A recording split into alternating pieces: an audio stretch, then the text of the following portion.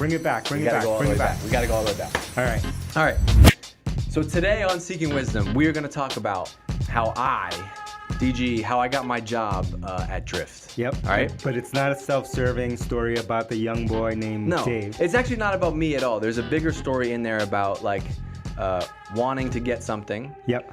And also like looking for something different in a hire, like between skills and fit. Skills and will. Something that we talk about that doesn't Yeah. show up in the job description all the Totally, time. totally. And so this is a story about getting after it. Yeah. It doesn't have to be about getting after a job, but You're right. that's the parable that we're going to use to teach you about how you get after it. Mm-hmm. All right, so this whole thing started where so at the time I had a little side project, a little side piece called Tech in Boston, where I went and interviewed founders. Easy. Leah's listening, man. Leah, There was no sorry, side girl. piece. Sorry, There's no girl. side piece. My bad. Okay. My bad. I used to sell some sponsorships. Got her some nice stuff. Okay. And so I used to go and interview founders and CEOs, and I got connected with you. Did Yep. an interview with you at the time. I did a Yep. bunch of research, read your blog, read a bunch of the bombs that you dropped back in the day. Lots of bombs. Prepped my notes, and we did an interview. I thought it was awesome. It was one of the more popular episodes. And the next day, I was like, you know what, this guy's legit. And so the next day, I sent a note to Keith, what he is, the recruiter at the time, and Yeah. still is now at Drift. And I said, hey, it looks like you guys are looking to make one of your first marketing hires. Like here's my stuff, right? Yeah, yeah. And so you guys had me come in a couple days later. Yep. But what happened was Keith asked me, who's Dave? Do you know Dave Gerhardt? Yeah. And I said, yeah, he was here 2 days ago. Yeah. And he said, oh, he just sent me a note. And I was like, why didn't he send me a note? That's weird. All right, so let's have him in. So anyway, he came in. He met with myself and Elias. Yeah. He knows Elias very well now. I know him very well now. Maybe too well. No, too well. And I know him very well now. I know you. I didn't know either of you at the time, so I was Yeah. like, I have no idea what to expect. Uh-huh. So I had this great conversation with you. It was obvious that it was just like we had read a bunch of the same books, interested in the same stuff in marketing. Bro, you didn't read books back then. No, I didn't read books. Okay. I read like one book. Right, that Okay, was right okay. around the time that I started to get into reading. Okay, right around okay. there. So maybe All right. that summer I read like I don't know. Yeah. Whatever the hard thing about hard thing. I don't Dr. know. Seuss? So you gotta start. Yes, I read You Dr. gotta start Seuss. somewhere. I started to practice. Yeah. And I remember I go into the room to meet with Elias, and you ever notice he does this thing whenever he's in a meeting? He plays with the Oh, yeah. the Oh, cord my on goodness. the curtains. Annoying. So I remember he's in the window and he's playing with this thing. That's He when I goes- slapped that out of his hand. And the door shuts, and he's like, so tell me. He goes, tell me why you're better at marketing than me. Woo! He said that? Right off the bat. Yeah, that's where I went. If you don't know Elias, that's the intro. That's That's how he starts. There was like after the chit chat died down, the door shut. He just went right to business. Yeah. Tell me why. And the reason that he came at that approach is because like it was such an early stage at Drift that Yeah. it was like you didn't need to hire a marketer at that point. No. So this had to be a value add and have a very clear role, not somebody that's Yeah. going to come in and disrupt And the by company. the way, Elias does no marketing. Huh? So, little did you know Elias does zero marketing. Oh yeah, no, he's a growth guy. Oh, He growth doesn't guy. know anything Yeah, about yeah. marketing. Sorry, dude. He'd be like, "What?" No, but he said that put me, basically that changed Put the you on whole, your heels. put me on my heels, and Yeah. I had to explain. Yeah. And so he's telling me, he spent time with Brian Balfour, and he knows this and that, and what do I know, and blah blah blah. Yeah. And so I started to tell him a couple things. And he's like, "Okay." So, long story short, we hit it off. I thought, Yeah. right? And Keith gives me a call. Mm-hmm. And he says, hey, we're really excited. We want to make an offer. Yeah. You text me, we're really excited. We want to make an offer. Yeah. I'm like, okay, make the offer then. Like, where are we at? Yeah. And he's like, here's what we want you to do. You're going to get married. I was getting married. Yeah, he was about to go on his honeymoon. Yeah, we got married September 27th. Our honeymoon was like the second week of October, so I wouldn't have been able to start till mid-October. This was like right around Labor Day-ish. Yep. I'm great with dates. Yeah. And he said, you know what? We want you to go get married, take your honeymoon, come back in 3 weeks, Yep. and give us a call. Yep. And we'll We'll talk. talk then. I said, no fucking way. Yeah. 'cause There's I no was like, way. Let this guy go on his honeymoon. We'll talk when he gets back. There's no rush. No. Why do we need to do this now? We'll be here when he gets back. Let's let him come back with a clear mind. and then we can talk. But DG said no. No way. Yeah. I First knew- time in history. First that I've said no? No, that someone has said no in the way that you did. Oh, really? Yeah. That was the Yeah, first time? First time. So what? I mean, people have said, have fought back and said, Yeah. no, I want to work there, but not in the way that DG did. And that was actually out of character for me. Like, Yeah. I'm a very, not aggressive, but like, you know, I commit to something. If that's what I want to Yeah. do, I do it. Yeah. Like, I have a, high sense of urgency. And I just felt this was an opportunity, I was 28 at the time. It was 2 years ago. I'm 30 now. And I remember thinking to myself, when I started to think about what I wanted to do after where I was at, Yeah. the number one priority for me was, the decision I had to make was like, do you want to earn or do you want to learn? And the number one thing I wanted to do was learn. Yep. And that I wanted to set myself up for the rest of my career by spending the next 4 or 5 years like really owning something Yep. and learning something. And so I knew that when I met you guys, because of the way that you build companies and the culture that you had, I knew that this would be the opportunity. And I knew that there's no way you guys had an amazing network, a ton of people, you have great investors. Yeah. They knew you were looking for a marketing hire. I just knew that like there was no way that if I went away for 3 weeks that you weren't going to get introduced to somebody else. Somebody else, yeah. And so what did you do? I said, Keith, totally understand, but I don't think that's the right move. Yeah. Can I come back in? I want to talk to you Yeah. guys.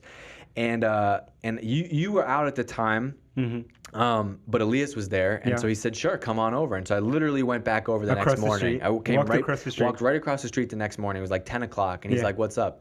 I was like, I can't go on my honeymoon unless I have an offer. Yeah. It either you need to tell me no right now, Yeah. or I need to have an offer. Yeah. And I remember him texting me or calling me or saying something that he had this meeting with you. Yeah. And I was like, what? Just tell him that we'll wait that we'll get to him after after his honeymoon. And So he said- what's your big meta lesson? But then you here? came back. Yeah. I think I texted you at that point, and then you came back and you came across the street again. Yeah. Yeah. I came across the street again because then to meet with you, Yeah, because to you meet were with me, back now, and you 'cause I said, was- okay, so you said, let's talk. Yeah. What's it gonna take? Yeah. Like, and I told you, and I said, here's what it is. I said, if you make this offer right now, Yeah, I'm gonna sign it tonight. Yep. And I did. And he did. So a whole bunch of lessons in there. It was amazing. One is just so DG was laser focused on this next opportunity. When he saw it, he jumped on it, right? And he went all in, and he would not take no for an answer, right? And he had the right sense of urgency, even though we may not have been thinking the same way at the time, and we weren't. What he was guessing would happen was probably correct, that we would have met a bunch of other people, and who knows, and then 3 weeks is an eternity in our stage, and so he did the right thing. There's this story that Charlie Munger, my uncle, Yeah. Uncle Charlie, Yeah. tells that one of the biggest lessons that one of his uncles told him was that, hey, Charlie, in your life, there will not be many opportunities.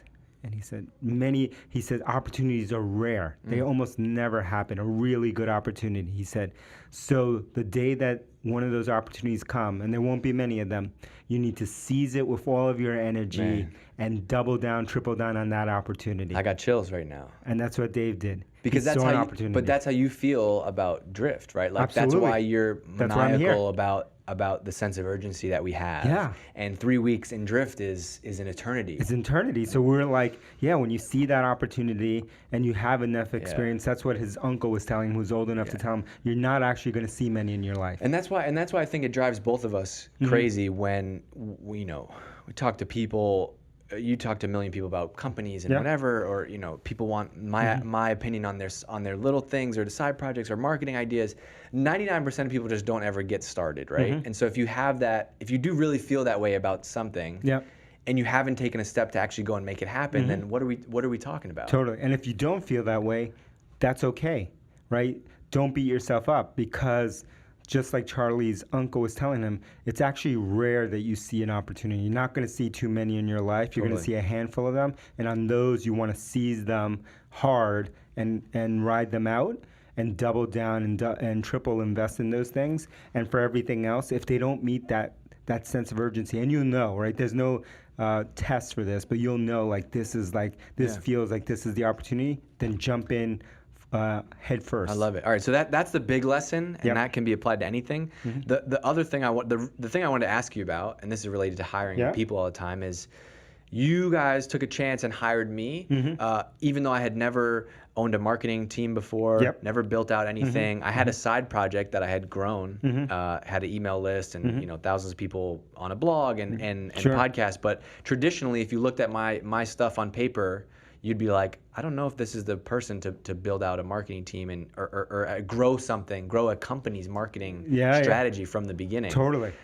And so I think a lot of people might have said like, we need to look at somebody who has, Been there, done that. been a product marketer at Salesforce and Yeah. spent a year at Google and then did this other thing. No, but you had you had these qualities that I saw that were unusual, right? They're not unusual for you, right? Because that's who you are. But from as an outsider, I said, wow, look at someone who can talk the way that you could talk, right? Which is unusual in marketing. You were almost kind of this blend of sales and marketing, right? In that you could sell yourself. You were aggressive just enough, right? Not too aggressive, like the perfect amount of aggressiveness. Right. And you had marketing background, and so that intersection is the rare thing, and that's what you want to look in superpowers is like it's two things coming together. You had that kind of sales ability and that ability to talk to people, but yet you had these marketing skills. And I've seen enough marketing people, a gazillion, to know like, oh wow, that's a rare intersection of things. And for a company that's starting up and that needs to do a lot of customer and market development, and we're going to be talking to people, like it's a blurry line between selling and marketing, all these things. And so, man, maybe we can use this person's superpower to actually, it will be perfect for this phase. Yeah, I love that because that's the pattern. Like we talked about this on the podcast that we did with Pat Grady at Sequoia about like the importance of, and they have different philosophy for venture investing, but like from interviewing, the big lesson I've learned from you guys is like the ability to pattern match. Yep. And the importance of learning is such an important thing because it even spans into talking to people and hiring, right? The only way you're going to get good is if you've seen hundreds of people, reps and sets, and you can say, okay, I know what the mix of things is going to be. Totally. And like it takes time to figure out what you're superpowered at, right? Like what are those two things that combine together to make this kind of unique intersection? Yeah. Mine, I found took a long time to figure out, but it's like, I'm good at things that lend towards marketing, but also good at things that lend towards product and engineering. That intersection is weird and rare. Usually it's one or the other, and those things never meet. And so that's why I continue to focus on reinventing marketing and sales using conversations at Drift. I love it. Yeah. You might say the leading conversation-driven sales and marketing platform. But That's what I would say. I would say that. Yeah. At what point in your career did you find that?